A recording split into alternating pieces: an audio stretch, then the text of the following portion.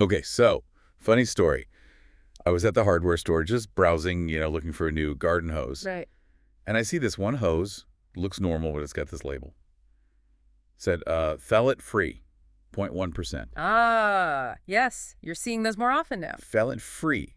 I mean, honestly, I had to stop and think, what is a phthalate?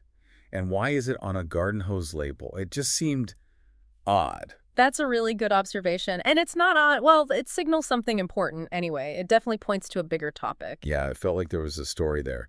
So, okay, that's got to be our mission for this deep dive then, right? Let's unpack this.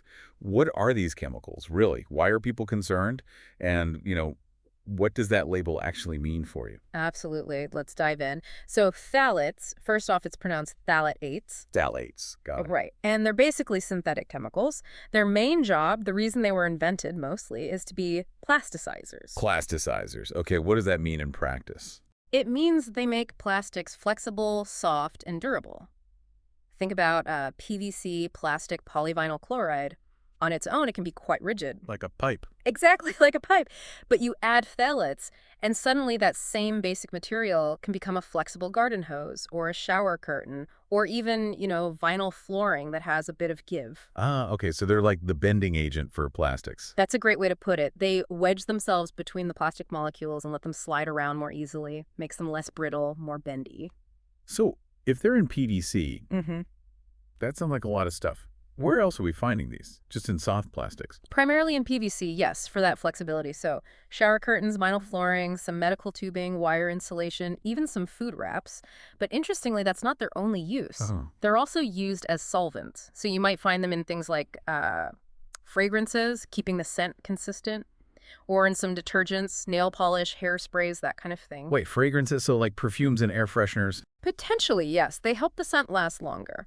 So their use is actually incredibly widespread, much more than just bendy plastics. Okay, they're everywhere. But making plastic flexible or holding a scent doesn't sound inherently terrible? Why the concern? Why the phthalate-free labels? Right, that's the crucial question, and this is where it gets more serious. The main concern centers on them being classified as endocrine disruptors. Endocrine disruptors. Okay, that sounds bad. What does it mean for our bodies? It means they are chemicals that can interfere with your body's hormone system, your endocrine system. Interfere how? Well, they can do it in a few ways. They might mimic your natural hormones, kind of tricking your body, or they might block your natural hormones from doing their job, or they could just generally mess with how hormones are made, transported, or broken down. Okay, so they're basically throwing a wrench into our body's communication system. That's a good analogy. And because hormones regulate so many critical functions, metabolism, growth, development, reproduction, even mood, this interference can potentially lead to adverse health effects. Adverse health effects. Yeah. It's quite broad. Were you talking specifics here, or is it more of a general risk? Research is ongoing, but concerns have been raised about links to developmental issues, reproductive problems, and potentially other health conditions. The key is that disrupting hormones can have really wide-ranging effects. And it's not just about our bodies directly either. We also need to think bigger picture. What happens when these chemicals get out? You mean like when we throw away old vinyl flooring or the garden hose breaks? Exactly, or even just leaching out slowly over time from products we use. What's the environmental impact? Right. So where do they go? You mentioned leaching. Does that mean into the water, the soil? Yes, precisely. They can leach into water, get into the soil, become part of household dust that we breathe in.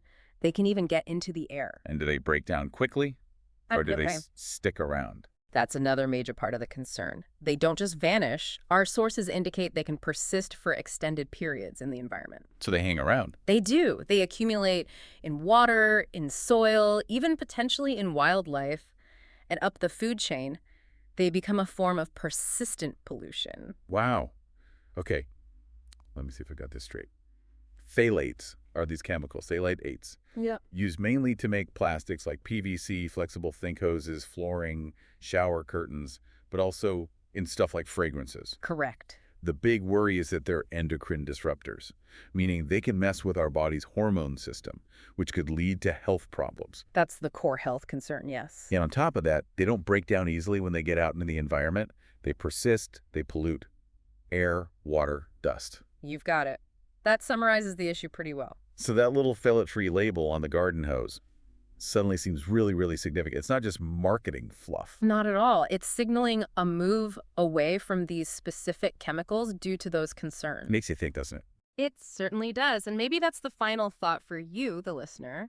Now that you know a bit more about this, how does it change how you look at things? Maybe, just glance at labels next time you're shopping or even around your home. See if you spot phthalate-free or similar notes. What else might be hiding in plain sight in the products you use every single day? It really makes you wonder.